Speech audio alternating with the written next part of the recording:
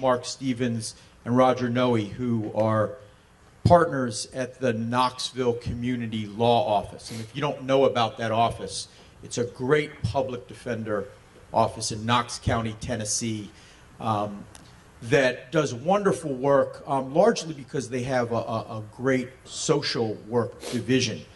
For the last 10 years, they've had a social work division, and the lawyers and the social workers really work closely to ensure that clients are getting not just great representation in a criminal matter, but getting service for a lot of the needs they have that brought them to the system in the first place. So let me just introduce our speakers for this session, which is a session on coaching for change. Mark Stevens, who is the director of the Knoxville Community Law Office, the chief. He runs the Knoxville Community Law Office. He has been doing this work for about 30 years. 31, yeah. 31 years as a public defender, and he really is a leader in the public defender community. I'm sure many people in the room know him. And Roger Noe. Roger Noe is the Director of Social Services in that office, as well as Dean Emeritus at the University of Tennessee School of Social Work. So let me just turn it over to them to talk to you about coaching for change. Well, good morning. Glad to be here. Let me start off, what I hope to do is maybe start off by providing a little bit of context about who I am and what how the office fits into the system, so that you understand a little bit better about how we practice.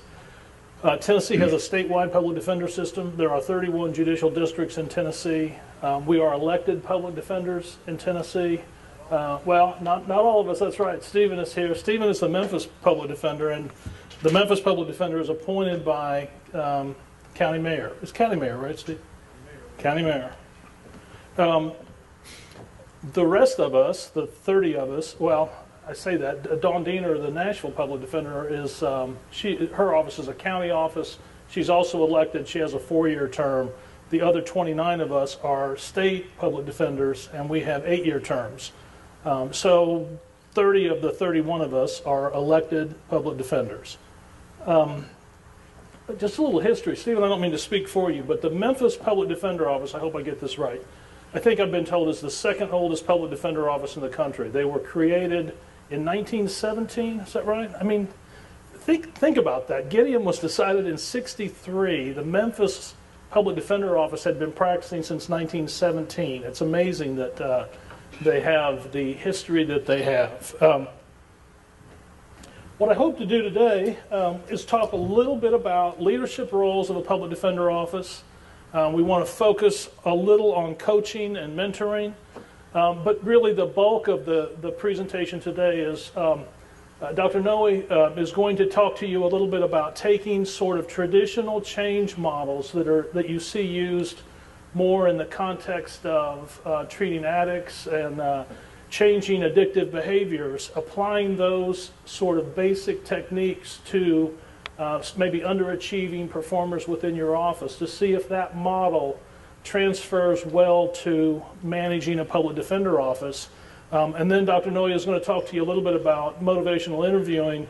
Once you've identified that change model, maybe a technique that you could use to bring about change in those underperforming employees. Now, I will say this is an idea Dr. Noe had a year ago or so, and so we're still kind of thinking through it. So we would appreciate if you have any thoughts as you hear the presentation unfold. If you have any thoughts about it, we'd welcome your comments. We don't profess to be experts. We're not positive that this works, but we think it makes sense, and we think it's a way to approach employees whose behavior you would like to change, and provides for you a strategy to try and figure out how to go about doing that. So with that, and well, one more caveat. I've got a very, very bright guy in my office named Isaac Merkel, who's my IT guy. Isaac's been with me forever, and Isaac has prepared a number of PowerPoints for me, and he always sort of jokingly says it's the most boring part of his job and that my PowerPoints are pretty boring. And so in this particular PowerPoint, I let him provide the visuals. So I can't explain everything that's in the video or in the PowerPoint. So I can explain this one though.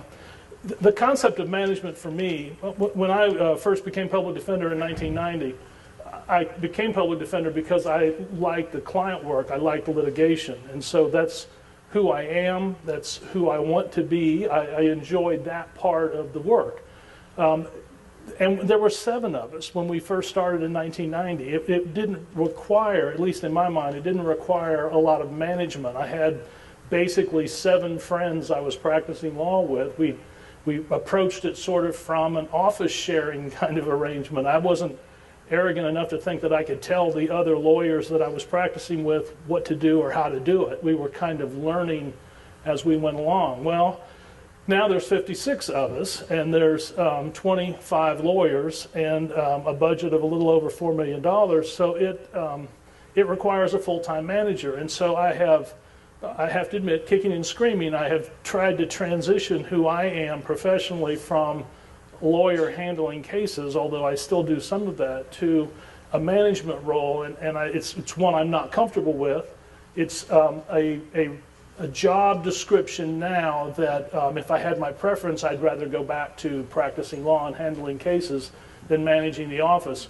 But the office is underachieving without someone who takes that leadership role and that management role and takes it from where it is to where I hope it will continue to go. And so this sort of symbolizes the thought process that I have when I approach the concept of managing my office. All right, we want to start off a little bit by talking about leadership roles within the public defender office, both inside the office and outside of the office. And we think the leadership roles in terms of what you do outside your office is that you need to create a positive public defender presence in your community. You need to forge partnerships, and you need to educate your community on who you are. Creating a positive public defender presence in the community, our office practices client-centered holistic representation. We believe that for those clients who we represent who have actually engaged in criminal behavior, not all of our clients have, of course, but for those who have, we think that that behavior for the most part is symptomatic of other things that are going on in their life. And I think, personally, the mistake that public defenders make more times than not is if your approach is to simply deal with the criminal charge, I don't know what that does for the individual. I mean, it has an immediate positive impact, hopefully, for the individual, but in the long run, it doesn't do much. I tell people that I represented an individual one time who the first Wednesday of every month would go to a grocery store and in a low-income part of Knoxville, and he would watch for older women to walk into the store, and if they came out within 5 or 10 minutes and didn't have groceries, he knew what that meant. They had gotten a check the first Wednesday of the month. They had gone in and cashed the check there. He'd run up behind them, knock them down, and take their purse and see what he could get. In this particular case that I was representing him on, that's what happened. He knocked her down, and there was a little bit of a tug-of-war for him trying to get her purse. And at some point, she said, he leaned over and said, "Give me your purse or I'll cut you," and showed her a knife. She let go of the purse. A couple of guys gave chase. They cornered him around the store, beat the living bejesus out of him. They found her purse, but they didn't find a knife. Now, he was standing next to a Dempster dumpster, so the theory was he threw the knife in the Dempster dumpster and they just simply didn't recover it. So as I was representing this individual, it wasn't much about did he commit the crime. It was all about whether he had a knife. If he had a knife, it was non-probatable, and it was an 85% service percentage time in Tennessee. If he didn't have a knife, it was probatable, and it was a 30% service time before eligibility for parole. So it made a big, big difference. We weren't able to work it out. We went to trial, and the jury came back and found him guilty of the lesser offense, found him that he did not have a knife, or that the state didn't prove that he had a knife. Big win for me, right? And so I'm happy. 45 days later, we're at sentencing. I convinced the judge should give him probation. The judge gives him probation. And it's one of those moments, we've all had them, I guess, where you watch your client walk out of the courtroom. It's a great feeling. And I remember as the door shut, as he walked out of the courtroom, one thing I didn't ask him, I never asked him, why are you knocking down old ladies and stealing their purses the first Wednesday of every month? And actually, I felt a little ashamed of myself, because I knew what was going to happen next month. I mean, whatever was the driving force, and some people like to say, well, it's greed, it's they're mean people, they're evil. I don't believe that. There's other factors and dynamics that are present that are driving them to do that. And I didn't address that. I didn't even think to address it. That was what was most disappointing to me. Not that I didn't address it, but it never entered my simple little mind that that's something I should be concerned about. And so at that point, I decided we're going to change the model in our office to include holistic representation. Because that kid was stealing money from those people for a reason. And I needed, as his lawyer, to figure out what that reason was. And then I needed to develop a plan to address those dynamics. And so that's what we do now, and we've been doing it for 10 years. And the fact of the matter is, because we do that, we reduce crime in Knoxville. We know we do that. We've done, not the greatest, but we've done some evaluations of our program that can show our recidivism rates are lower than state average recidivism rates. And that's a message I need to tell my community.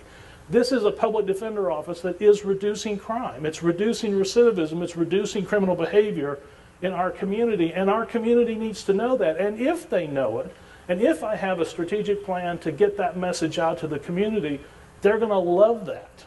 And they're going to like the public defender office, and they're going to want to be involved in it. And that's where the forging the partnerships come.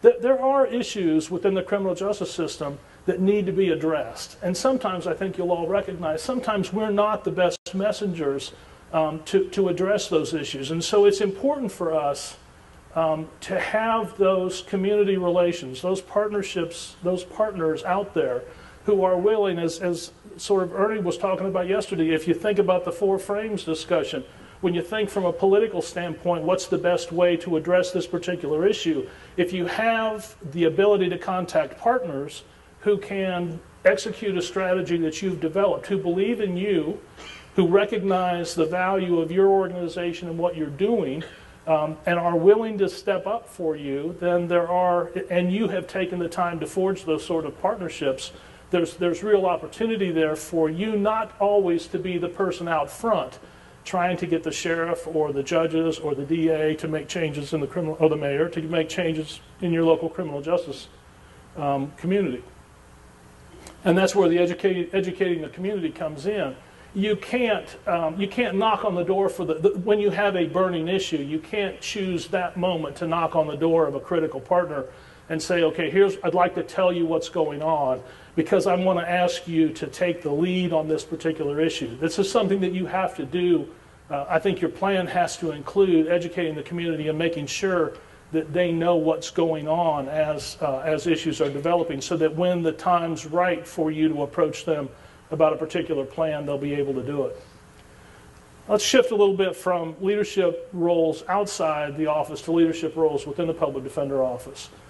We are a client-centered office. We haven't always been a client-centered office.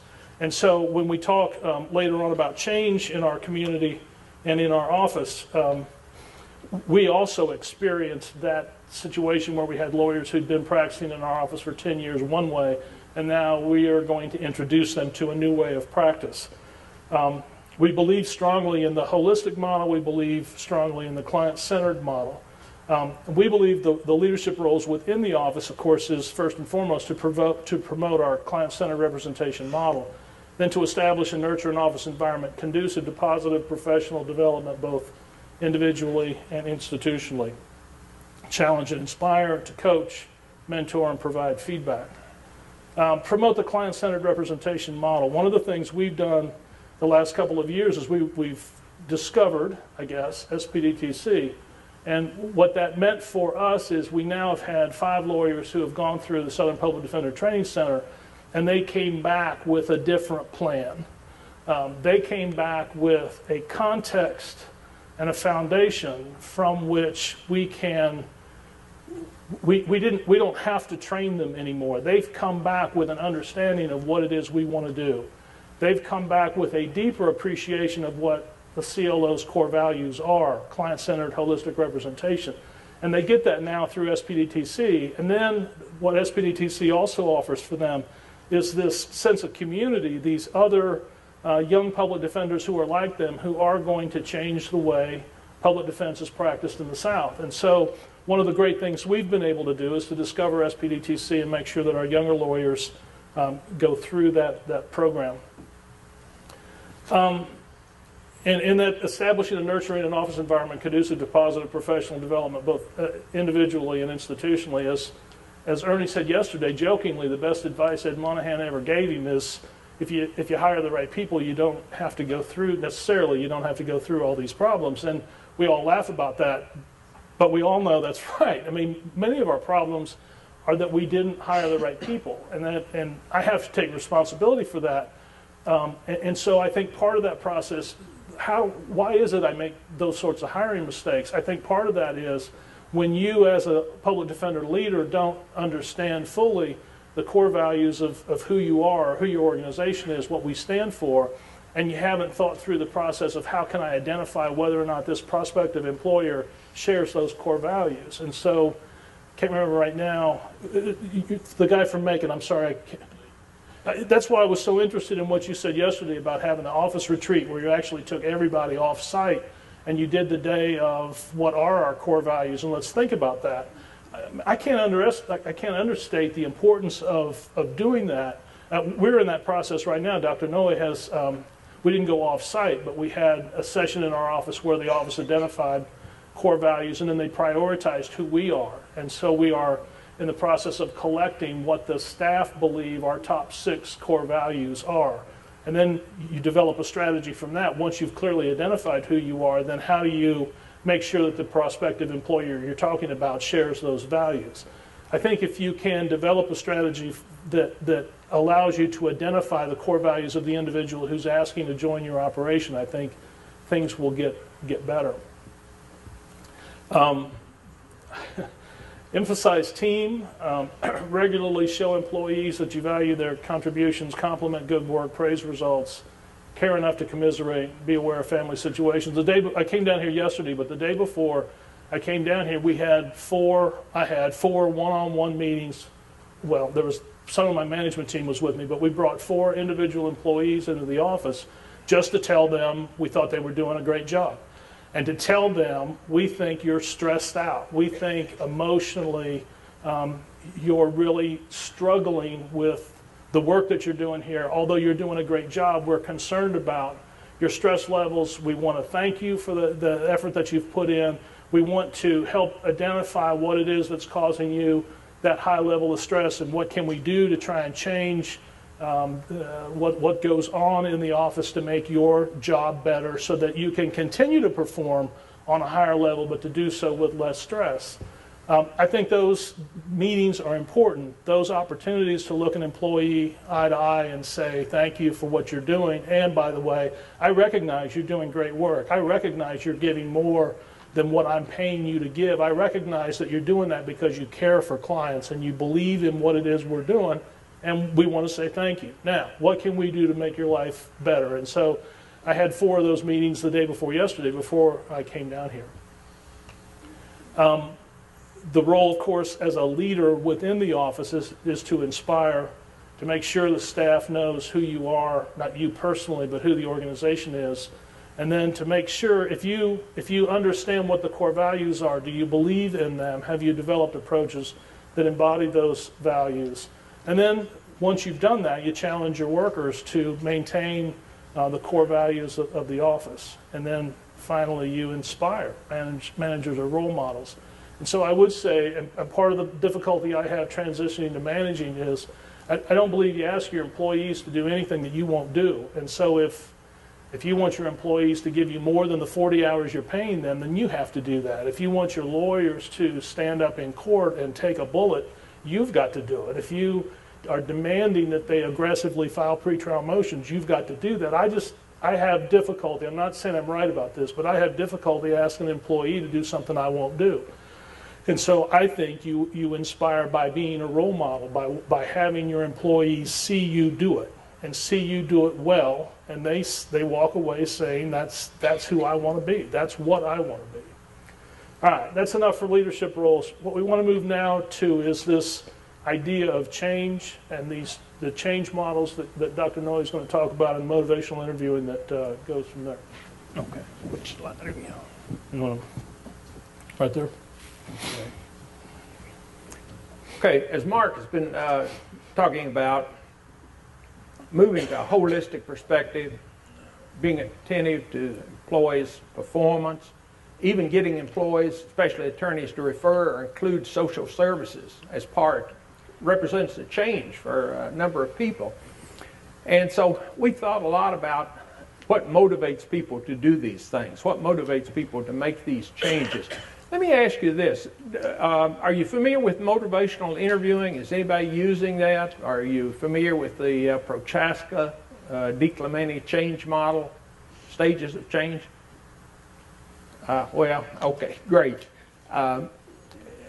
In a way, that's sort of a relief. As a ex-university professor, you always enjoyed if you could have lots of freedom. You need to. You could go out on a limb a little bit, and if people weren't familiar with it, you'd probably get away with a little bit more. But I will try to stay true to the case. In the past, we thought about motivation as a characteristic or a quality. A person is motivated to change or they're not motivated. It was an either-or kind of proposition. In recent years, especially the work of William Miller and others in terms of everything from substance abuse treatment to stopping smoking to a variety of other clinical situations, there's a new perspective that motivation can be understood not as something that one has, but rather that's something that one does. That's a very, very radical kind of change from the way that we have thought about motivation in the past. We would think about whether a person has motivation or not. If they didn't have motivation, we use lots of confrontation to try to bring them to their senses. That doesn't always work. And gradually, we have moved to thinking that motivation involves recognizing a problem, searching for a way to change, and then beginning and sticking with the course. Change tends to occur in stages or steps. It's rarely a sudden event. Stop and think about that, something you've wanted to change. You maybe want to go on a diet, change your eating habits, stop smoking, not drink as much. I keep thinking about straightening up my office and being less messy in the office, and I'll tell you where I am with that as I go on. And I can apply a lot of this to myself. Every time I say that, I always think about a student I had several years ago. And he came in and announced one day that he had decided to stop smoking. He was through smoking. He had made the change. He was a new man. I mean, the next day he had brought brochures from the American Cancer Society, and he was campaigning for all of his friends and peers to stop smoking. And then I think the day after that, I looked out my window one day and I saw him out in the parking lot. Change rarely happens overnight. It tends to happen in stages. And what I want to share with you today is what has been a stages of change model. Can you see that all right? And I'd like to spend a little time just going through this because I think it's an interesting concept as how change occurs. Change occurs in stages. And the stages begin with what we could call pre-contemplation. And again, I would invite you to think about your own habits, behaviors, and think where you are in something that you want to change. In the pre-contemplation stage, the person has no intention of changing their behavior. They probably don't even think of it as a problem. Sometimes there might be other people will say, you need to change this behavior, you need to do better doing something or the other.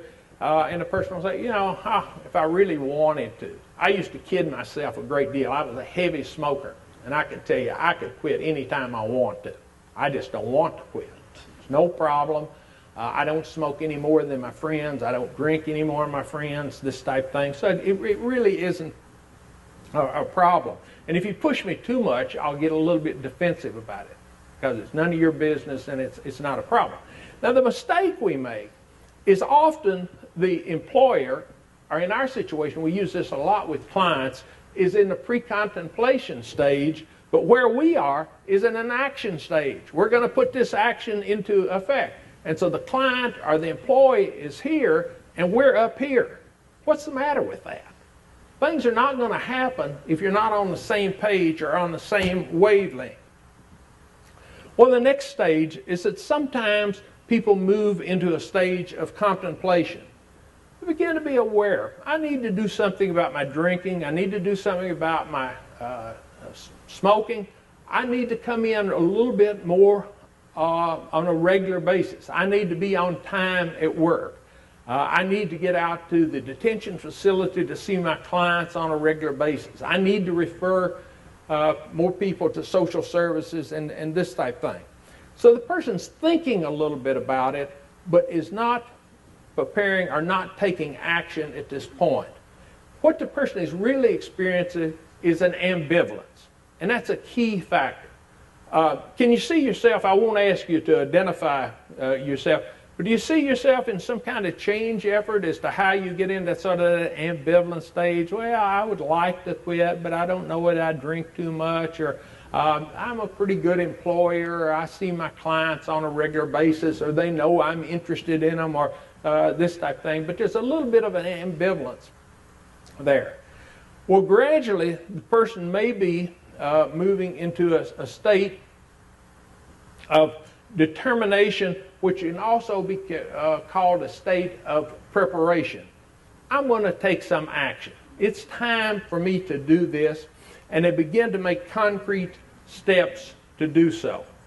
That may lead to an actual action state, where the person is beginning to modify their behavior, they're beginning to change their behavior to overcome the problem. The person's commitment is more clear here. Action is a critical part of changing. It always used to amaze me. I come out of a clinical background, and how you would have a client in therapy, and you would sit and you would talk about a phobia or something like this, and you would go through and the client said, oh, I've got all kinds of insight, I understand this, I'm very clear on this, and then they immediately go out and continue to do the same avoidance behavior. If there's no action with the talk, change is not going to occur. It's really an intellectual exercise in itself. So this involves action. And then the next stage is that of maintenance. That's maintaining the changes, coming up with plans, and consolidating the gains, thinking about how not to relapse or doing a relapse prevention.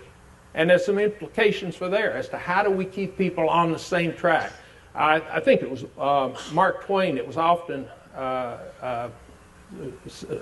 quoted as saying, I don't know whether he really said this or not, quitting smoking is easy. I've done it at least 1,000 times.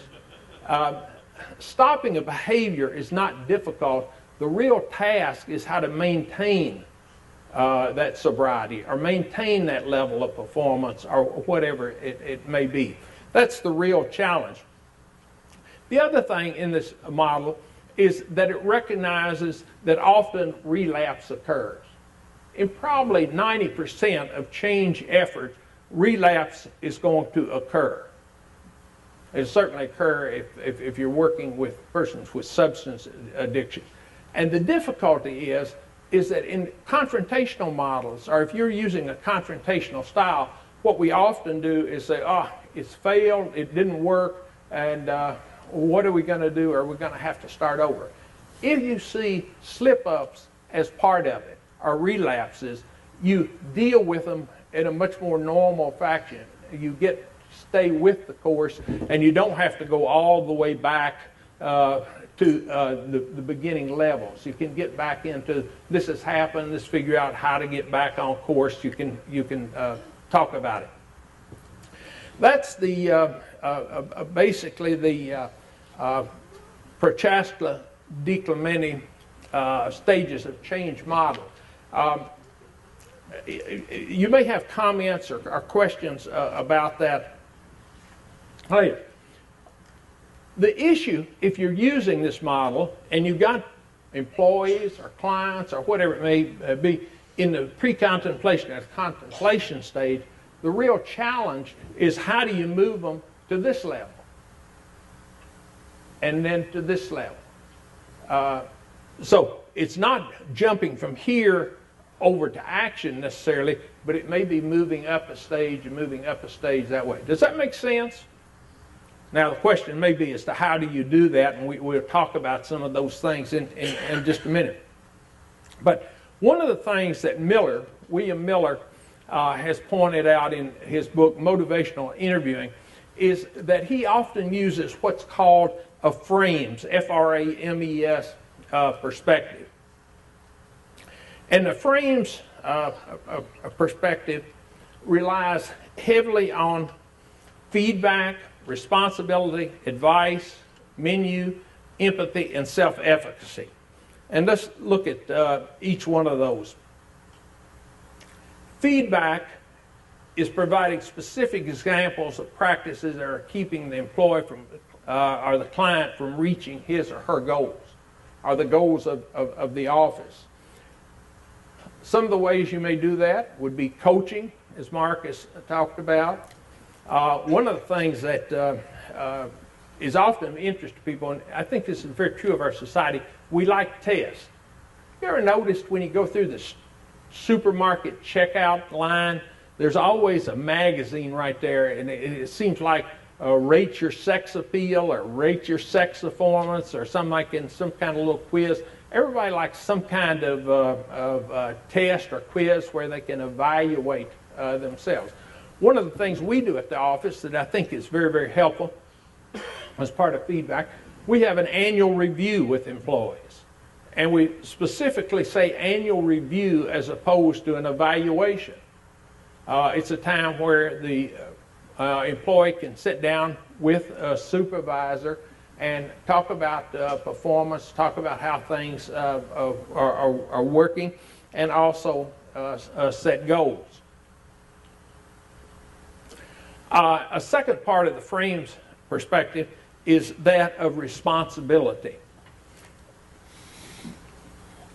People are encouraged to take responsibility for their behavior, for their actions. This is, I think, a very, very client-centered kind of perspective. It used to always amaze me when I was at the university as how often a student would come in and say they have selected a major, and I'd ask them about the reasons or what led to their choice of major, and it would often be, well, my parents insisted on this.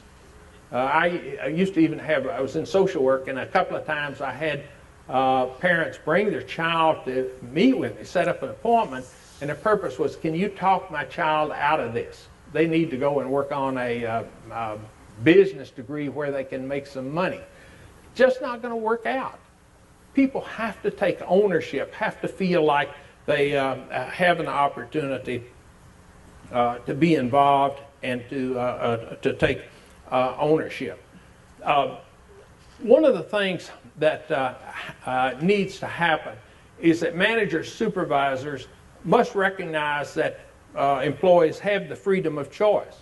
Now that may mean whether they want to stay with the office, whether to contribute, how much to contribute. If there's nothing else that we say today that I would encourage you to remember is that perceived freedom of choice appears to reduce resistance to change.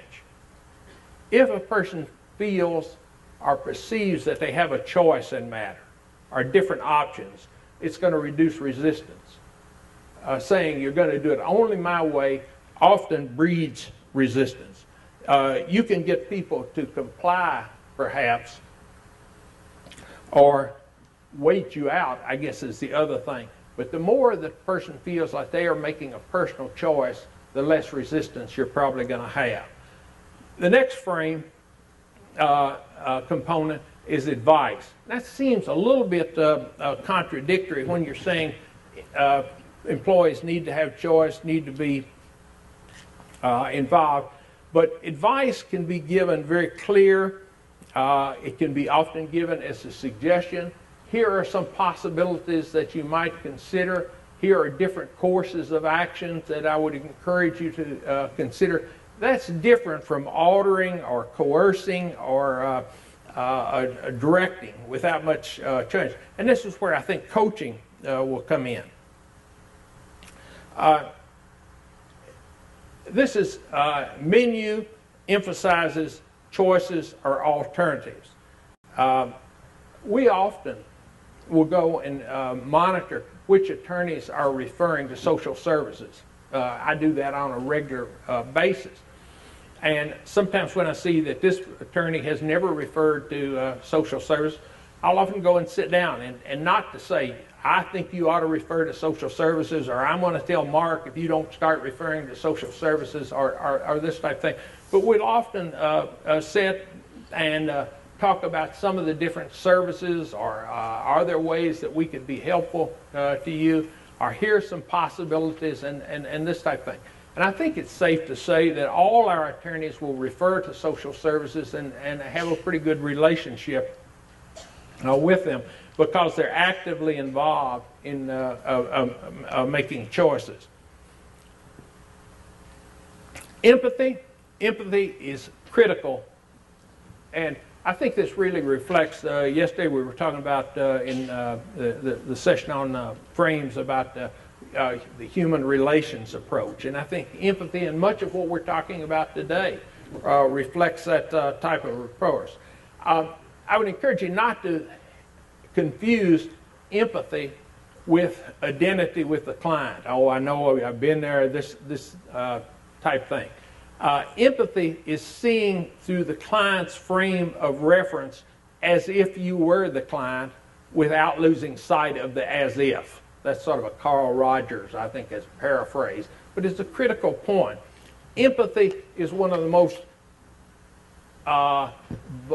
important predictors of change. The quality of the relationship, the ability to have an empathic relationship with an employee, with a client, with a colleague, is one of the major factors in creating change. The final aspect of the frame is self-efficacy. Self-efficacy is a sense that I can accomplish change.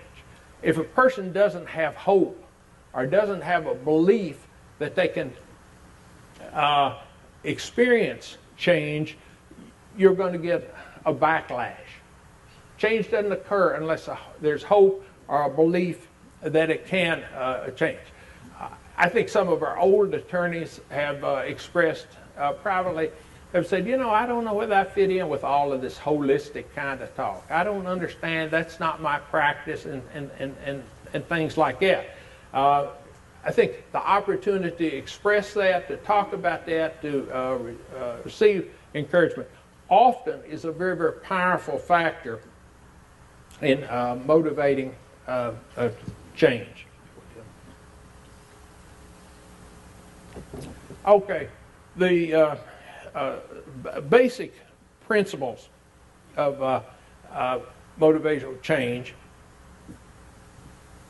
have to do with making sure your actions, I'm going to switch directions a little bit here, making sure your actions are consistent with where the person is in the stage of change. Let me try to give you some examples of that.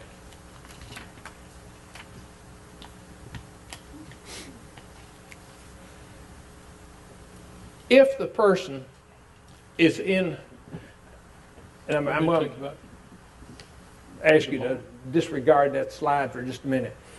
If the person is in the pre-contemplation stage of change, if they're not even thinking about change, much of your role is going to be educational. It's going to raising issues about the risk, the dangers, the dysfunctional aspect of the present behavior. What you're trying to do with the person in the pre-contemplation stage is raise doubts, to raise discrepancies. This is where I see my present behavior. This is where I would like to be. Does that make sense? That's a key factor. Recognize that the client has a choice. Offer personal feedback. Look at the advantages and disadvantages of change. Likewise, as the person moves or begins to move towards contemplation, what you're dealing with is ambivalence. Often we'll say to a person, let me use a client example here. Often when we're dealing with a client and say there's a substance abuse problem, we'll often raise the question, let's talk about the advantages and disadvantages of giving up drinking. What do you mean, the disadvantages of giving up drinking? Well, obviously, drinking has been an important part of your life.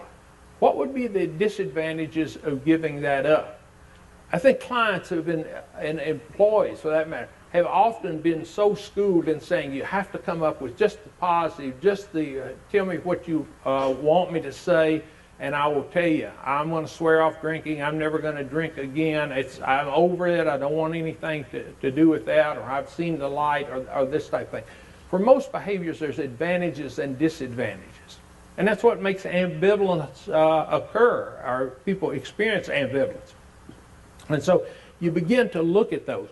What if you were going to change? What course of action might you take? Think about what you would be giving up if you switched your practice, or you switched to a more holistic way. Or what would be some of the difficulties of including social services in on your planning, on your tests? Gradually, that leads to preparation. Preparation is beginning to think about a course of action. What you would do. It's an opportunity to reinforce self-efficacy of the client. It's beginning to negotiate a change strategy with the employer, with the client. And in the action stage, you're talking about actual implementation. You can talk about relapse prevention, but you can also talk about regulating the pace. Often what happens with change efforts to make them fail is people try to move too quickly. Change occurs slow, and I think some of the responsibility we have as managers or supervisors is to slow things down to make sure that there is a pace. And then the maintenance is simply supporting things that will include that change. You okay? Is that where we are? Yeah. Let me just briefly cover some basic principles of motivational interviewing. Let me back up just a minute. Let's see, Mark. Want to do this? Back up. Okay. There are five basic principles that go through the strategies of change and affecting change. One that we've talked about, and I won't go into much more, is the whole idea of expressing empathy. Being able to see things through the employee's eyes. The second one that we mentioned was to develop a discrepancy. Help the employee see how their present behavior threatens important personal goals. The key is for the employee to recognize these discrepancies. The next stage is to avoid argumentation. I'm a big believer in that. I think that's probably easier for social workers than it is for attorneys. I'm not going to speak. Argumentation in court is, I'm sure, very important. I would certainly want an attorney who's going to argue my case. But my point is this. Often, when you're supervising, or even when you're dealing with a client, clients or others often have a way of seducing you into their ways of behaving, which it becomes a contest. And I personally believe that you can't win contests. If you're talking about change and you get drawn into a contest or an argument and you get caught up in that yes but, or you're going to be the expert, or all of those traps, it's not going to work. And I think what you have to do is avoid contests in themselves. Roll with resistance. That's a wonderful concept. Opposing resistance tends to entrench it. Rolling and exploring resistance helps the client move through it and to resolve ambivalence. It helps the employee to move through and resolve ambivalence. And finally, support self-efficacy. Let the client or the employee experience the success, let the success be reinforcing. Let me just finish up by saying much of what we're talking about is developing a plan of action between you and the employee, beginning to set some goals. One of my favorite sayings that students used to hear over and over again, vague goals lead to vague practice. If you can't define your goals, clear goals, everything is going to be very vague, and it's going to be difficult to implement. That's a quick overview. Mark, you want to pick up? So we want to move from that to a couple of other concepts before we quit, teaching and coaching. We want to draw a distinction between, of course, you already know this, teaching, which really addresses cognitive skills and capabilities and focuses on improving one's competence and thinking skills relevant to an area of learning. Coaching, on the other hand, focuses on behavioral performance.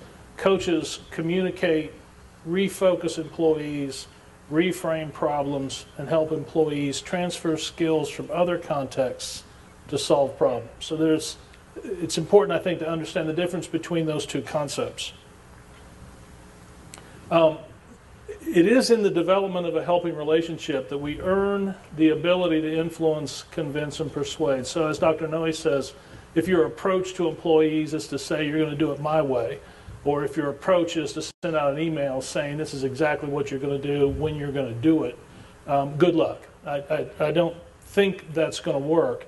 You have to have a relationship with that individual if it's that individual's behavior that you want to step up or you want to change. Effective coaching fosters an atmosphere of hope and safety in the working environment. I don't know if you can hear this. You probably can't.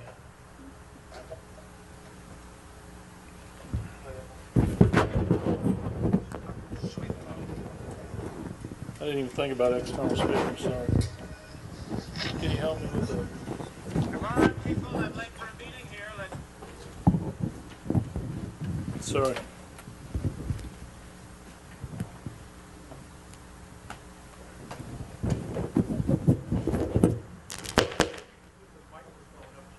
Yeah, I was thinking I could do that. You think it'll work? Yeah.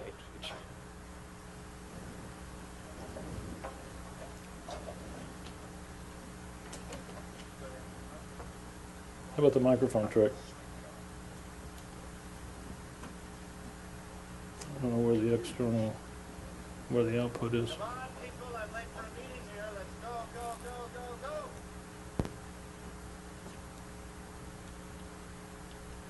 No. How about from here?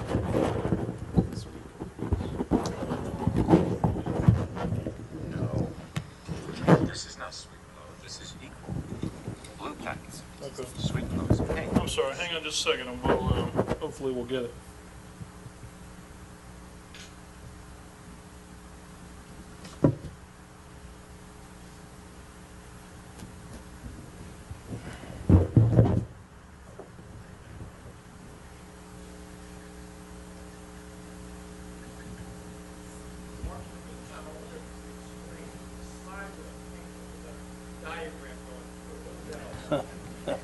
That's Isaac's sense of what that meant to him. It's a polite way of saying I think this is all a crock. No, I'm sorry. You think it'll work? Is it blue? Buddy Ackerman's office. Can you please hold? Cream, sugar, sweet and low.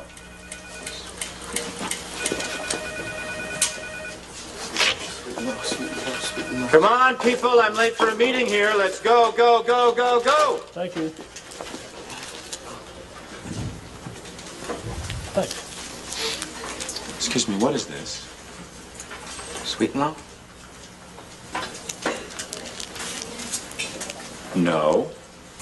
This is not sweet and low. This is equal. Blue packet. Sweet and low is pink. See? Equal blue, sweet and low pink. It's not the same thing, is it? Well, I think they both contain the same... What equal contains is not my concern here. I don't care if it has fucking fairy dust in it.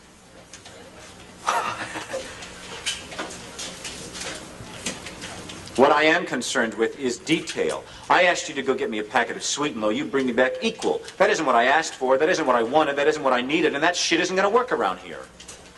I just thought... You thought.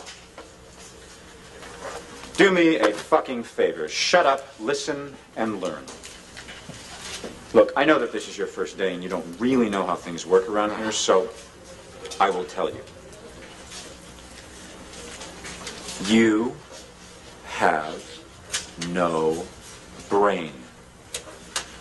No judgment calls are necessary. What you think means nothing. What you feel means nothing.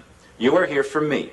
You are here to protect my interests and to serve my needs. So while it may look like a little thing to you, when I ask for a packet of Sweet and Low, that's what I want. And it is your responsibility now to see that I get what I want. Am I clear? Yes, sir. Good. I'm not trying to be cruel. I'm just trying to help. Because if you do this job right, if you listen and learn, then you're going to be able to do anything you want in this town. Great. You can have whatever you want. I mean, look at Rex here. A VP at Paramount. Ha! Rex. What a name. Belongs to a mutt. I mean, if I can get Dog Boy here a job, you're going to do just fine.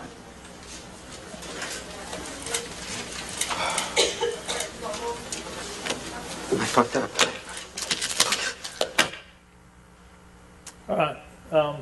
That's the extreme. I like the part where he says, I'm not trying to be mean here. I'm trying to be helpful. Well, that's an extreme, but coaches, characteristics of effective coaches, they are proactive, non-punitive, cooperative, and empowering. I don't think you saw any of those sorts of characteristics in that clip. And maybe that's not a good clip to make the point, because I think all of us look at that and say, well, that's not me. But think about what that supervisor is communicating to that individual, and whether that supervisor, of course, on no level is that supervisor empowering that employee to take responsibility and to want to perform for that individual. But I think it's important for us to take that critical look at ourselves and our approach. The foundation of successful coaching is to open an ongoing dialogue with the employee. This dialogue allows us to access the employee's commitment and competence levels for their work tasks, so coach and employee can mutually develop a plan which achieves the goals, with achievable goals. And... one more and we'll quit. Well, I would appreciate it if you didn't yell at me in front of the entire office. Excuse me, what? The yelling.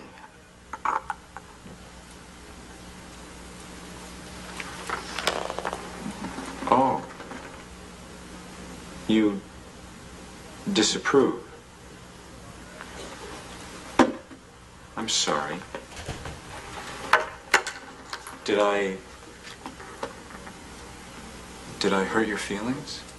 No. No.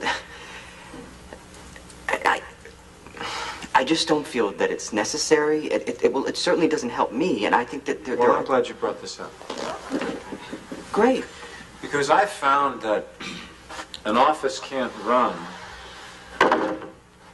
properly if the lines of communication aren't open. Right, yes. So in that case, let's make a few things clear. Okay, great. No, this is helpful. I mean... Let's review. What did I tell you the first day Your thoughts are nothing.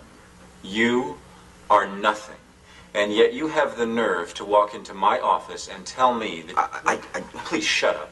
At least allow me the courtesy of finishing what I have to say. That's the very least that you can do after I've had to endure your insults. This is a bad time. Who do you think you are, you snot-faced little punk?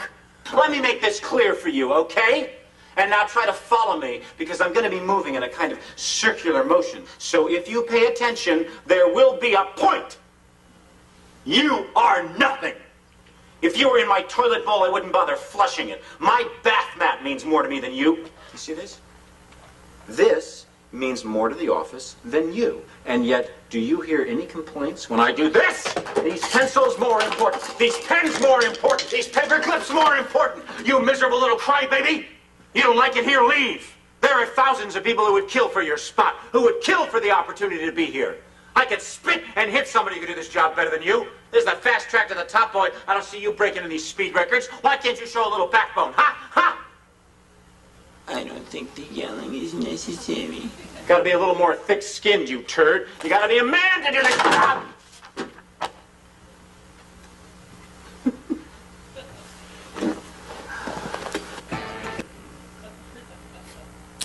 Okay. Attempts to control employees' behavior will be met with resistance. As Dr. Noe pointed out, perceived choices reduces resistance. So what's important, I think, from a manager's standpoint is to sit down, having established that relationship that is hopeful, allows the employees to trust who you are and what you stand for and how you're going to deal with them on a regular basis. And when you see it, employees who are underperforming, the ability to come to them and to offer choices that will help, that they can select a course of conduct that will help them change their behavior is critical. External control erodes the intrinsic motivation that a person might have for a task. Non-punitive confrontation allows the manager and the employee to focus on the problem, not the person, and on the future, not the blame. I think that's critical that you, there's no point to be gained, I think, if you want to make it a personal confrontation between you and the employee. Of course, you, the manager, are going to win that every time, and it's not even fair, actually. And so when you focus on the problem and developing a strategy to address the problem and keep the people out of it and the personalities out of it and the positions out of it, you're going to have a better chance in bringing about change and improving performance. The other thing is, and it's one of the things that I don't do, and it's one of the reasons why my attempts to handle a caseload and then also manage have been unsuccessful.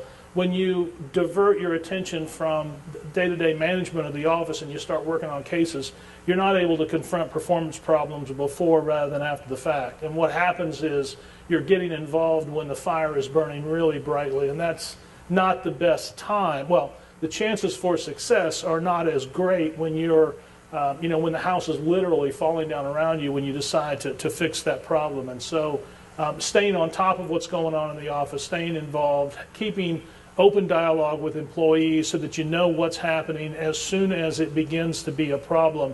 And oftentimes your ability to step in through motivational interviewing and through recognizing where employees are on that change model will allow you a much easier opportunity to bring about the change that you want. I had a couple of slides in here about mentoring. Mentoring is, of course, guiding someone to discover his or her own unconscious competences and overcoming internal resistance and interferences through believing in the person and validating his or her positive intentions. I know that's might be difficult, but that's mentoring helps to shape or influence a person's beliefs and values in a positive way by resonating, releasing, and unveiling that person's inner wisdom, frequently through the mentor's own examples. If you take those two clips from Swimming with Sharks, that's a classic example of someone who's incapable of mentoring anyone on any level. No matter how hard and productive that supervisor is, it's somebody that you're always going to resist, dislike, and not want to be like. And so the idea of the mentor is to create a role model that someone looks to in a favorable way and wants to emulate. Mentors personify respect, commitment, work ethic, respect for differing opinions, discipline, humility, a willingness to grow, and an openness to change. I don't even know why that's my mentor. I don't know why I thought I would share a little bit with you about Bob Ritchie, but Bob Ritchie was a wonderful lawyer in Knoxville. He passed away a few years ago. One of I offered this, just I don't know how helpful this will be, but one of the interesting things for me when I was a young lawyer, I met Bob Ritchie, and everything about him was who I wanted to be, and so I formed, everything about me was I wanted to be like Bob. I wound up, about 10 years into my practice, I wound up chairing the Indigent Defense Commission in Tennessee, which was a Supreme Court created committee that was asked to redefine the way indigent defense services are provided in Tennessee.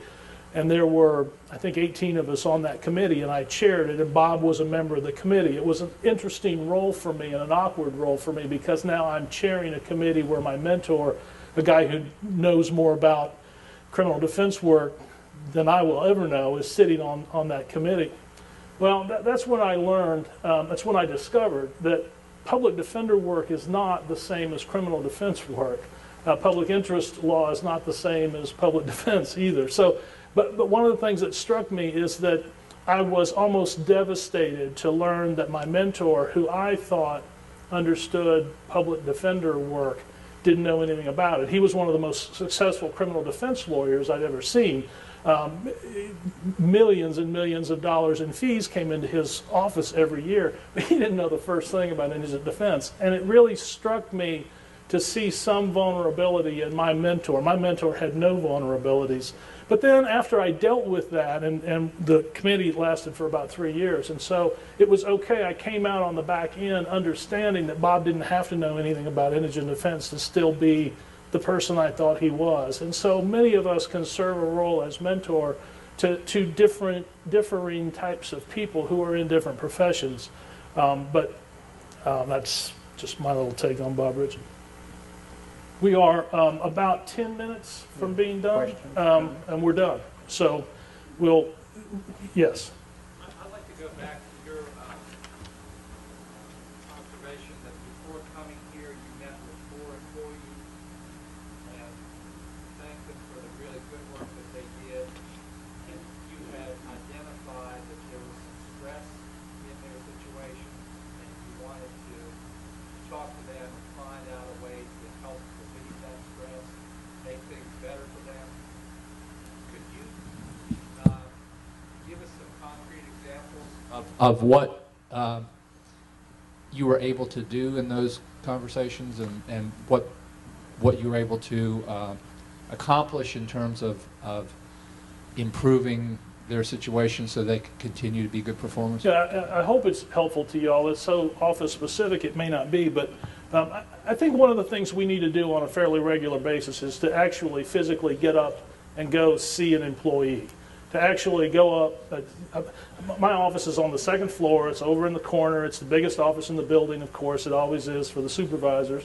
And so I think one of the things I need to do is to get up and walk downstairs and walk into a secretary's office and sit down and talk to her, have a conversation with her. And so I try to do that from time to time. Dr. Noe is always very good. When we go to lunch, when we come back, he'll never let me go into the door of the office where my office is. He always makes me go to the furthest door away from my office and walk in there and walk all the way through the office to get back to my office, and encourages me to stop in and speak to people, as I walk through. And so I do that regularly. And a week ago, 2 secretaries that I had stopped in and talked to kind of encourage, I noticed or thought that they were a little too tight.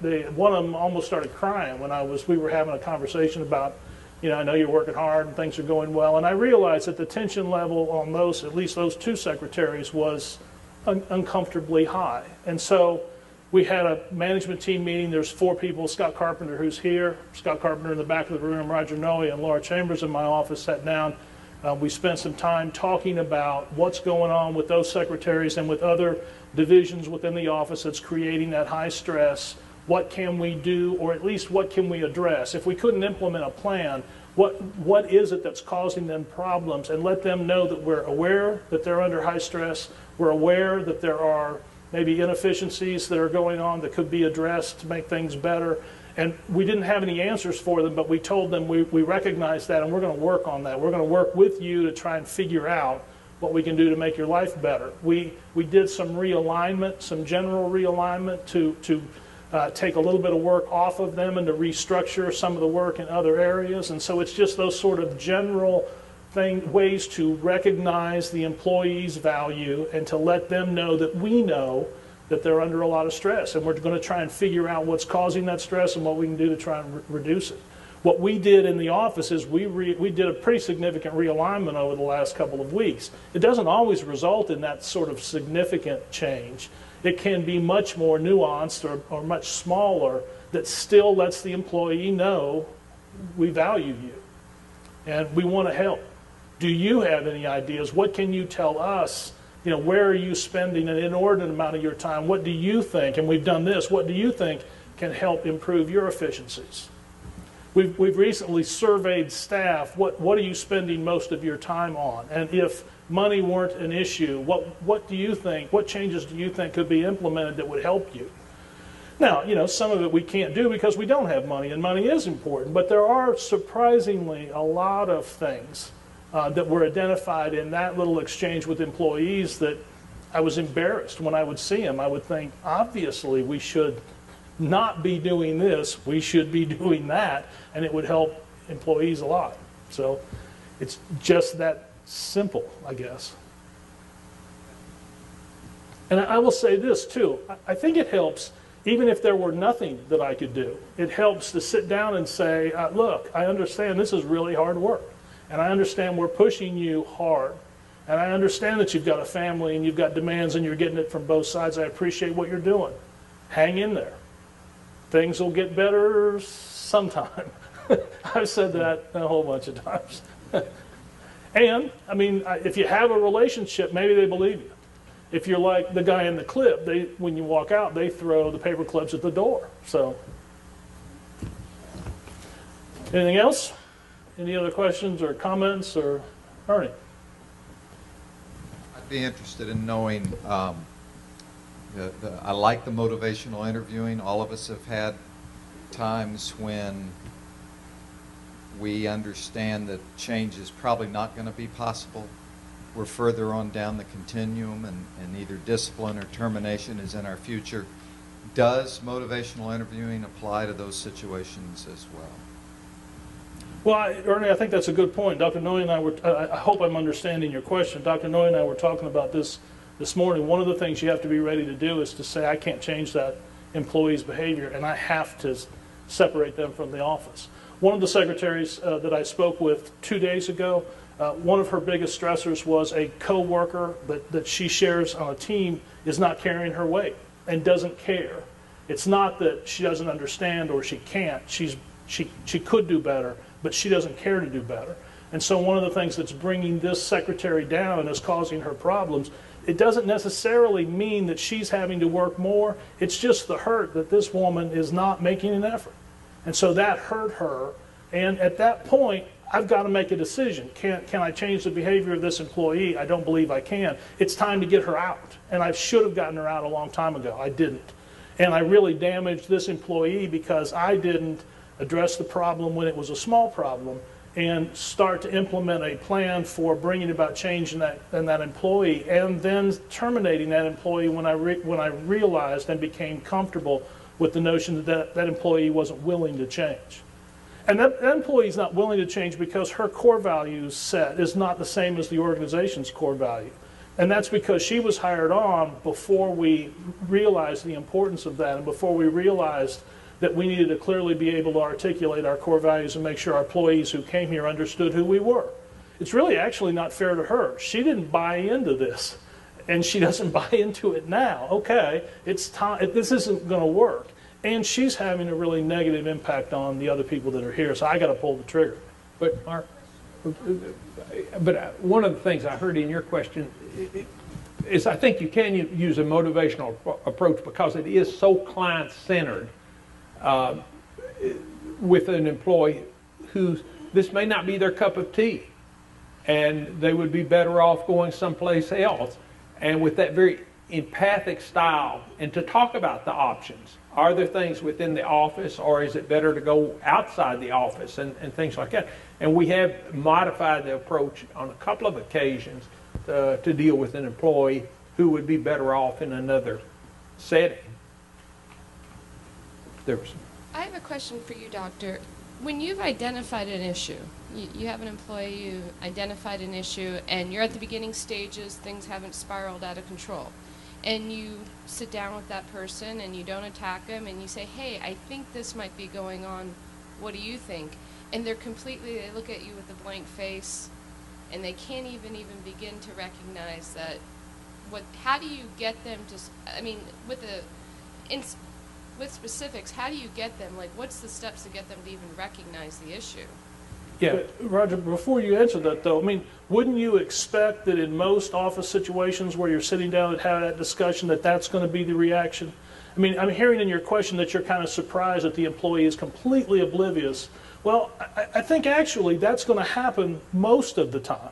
The employees, I think, most of the time are not intentionally trying to work against the goals of the office. They don't understand their behavior is not meeting the goals. And so most of the time, you are going to have to be ready for that completely oblivious, are you kidding me? You're saying that I'm not a positive influence on the office.